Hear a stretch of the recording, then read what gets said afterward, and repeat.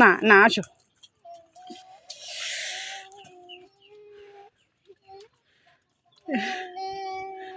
হায় রে, আমি অনেক বাচ্চা দেখেছি, তোমার মতো রাগী বাচ্চা দেখি নাই ময়না।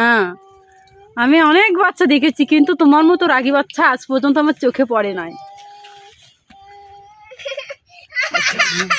আমি আন্টি হয়ে আসো, আমি তোমাকে নিতে আসছি, আসো। আমি যত আগাইতেছি বাচ্চাও তত সামনের দিকে যাইতেছে, এটা কি হয়?